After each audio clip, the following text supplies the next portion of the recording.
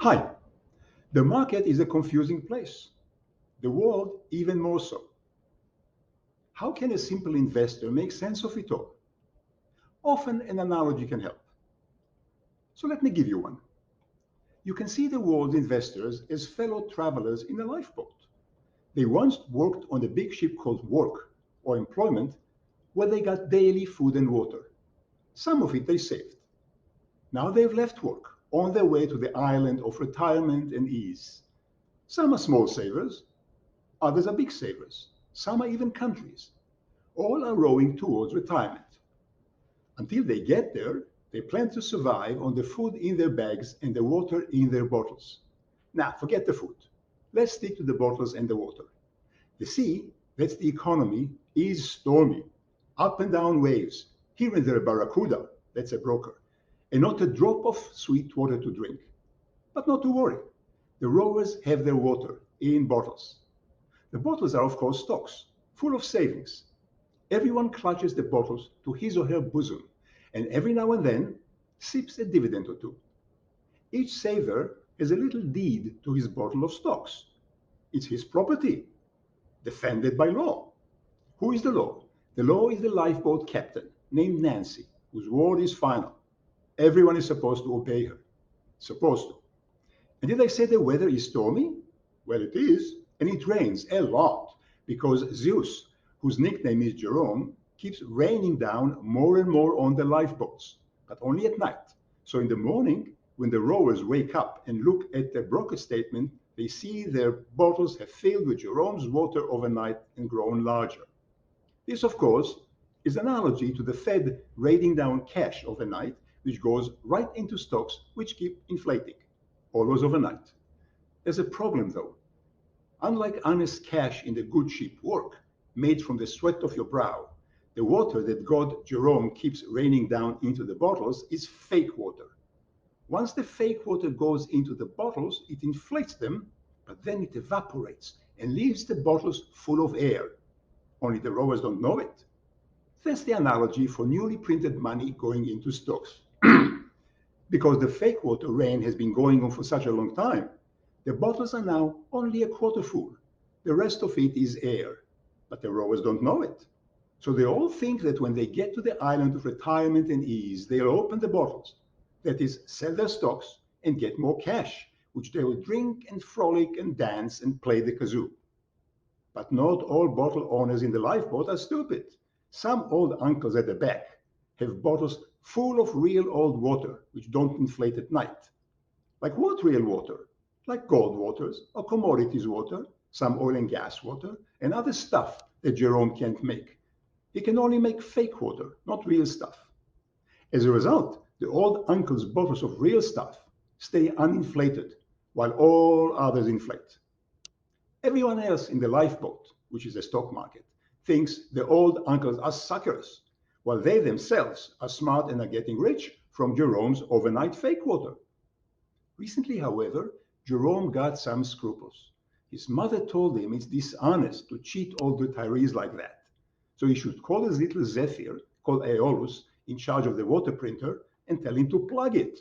And so eventually, reluctantly, Jerome did, just for a little while.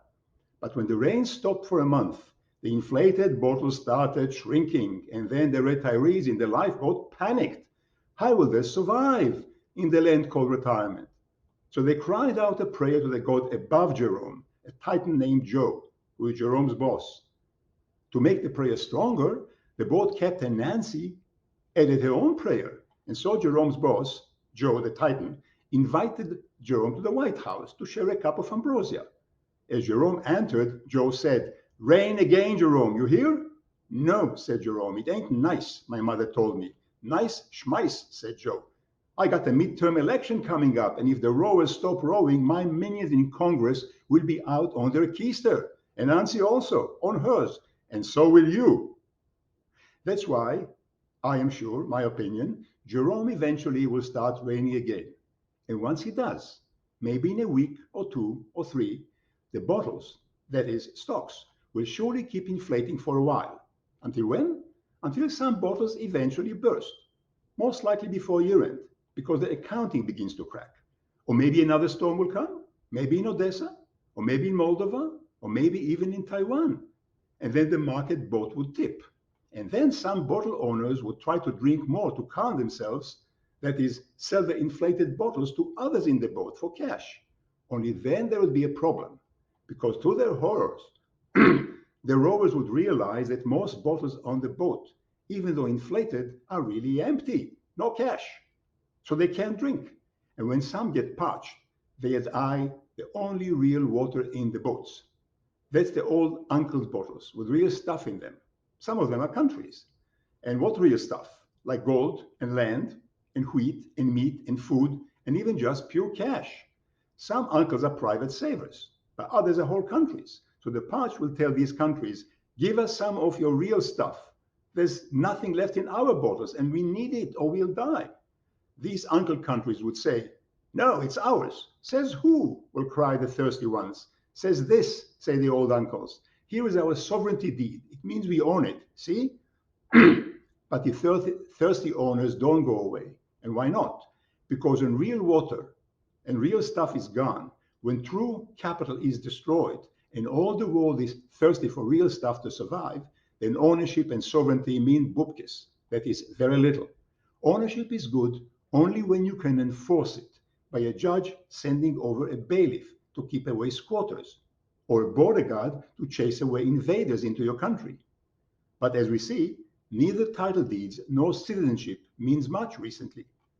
In many European cities, you can't evict squatters. And in the US, the border guard is given orders, some say by Nancy, to let invaders in. And of course, Russia scoffs at Ukraine's sovereignty, as China does at Taiwan's. So, will thirsty lifeboat rowers rob the old uncles of the real water and stuff? Will stock ownership lose its strong meaning? Will citizenship lose its meaning? Now back to the real world. In my opinion, Jerome's water, that is printed money, will soon begin to reign again because Joe, Jerome's boss, told him to do it.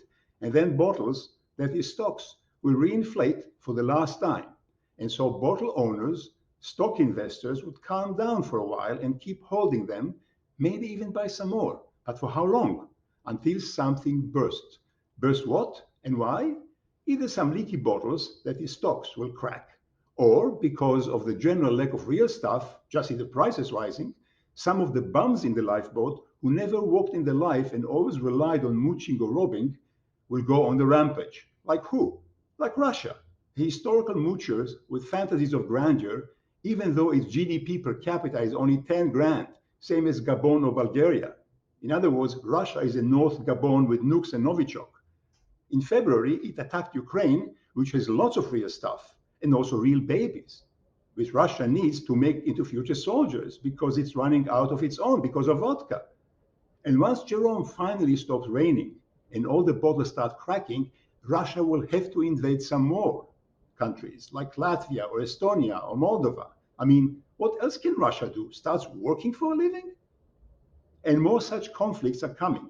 Once it's clear that the market bottles are empty and capital has been destroyed, and so the world have-nots will have to start coming after the haves everywhere.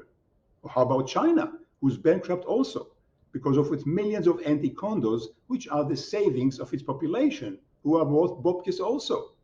How are these for fake money bottles? The only countries that won't be robbed are those with real armies, because as the rule of law phrase, only countries with strong armies are seen as safe, as are their currencies, which means the US dollar, but not just yet. As Jerome starts reigning again, first the US dollar would fall and gold and silver will go up, since they are denominated in US dollars. And stocks too, like the bottles in the parable, would reinflate for a while by the fake money, one last time. But sometime before year end, the inflated bottles are likely to blow up, maybe right before or right after the midterms. And since this blow up begins, once it begins, it'll be best to be in US dollars and US T-bonds, the only stores of value in the world backed by US arms. How long will the market blow up last? Probably until the end of 2023, when you could pick up real bottles, real stocks, for a song. At what prices? Probably at about a third of current prices. Now mind, I could of course be wrong, But then this is only a parable. Stay safe, and thanks for watching.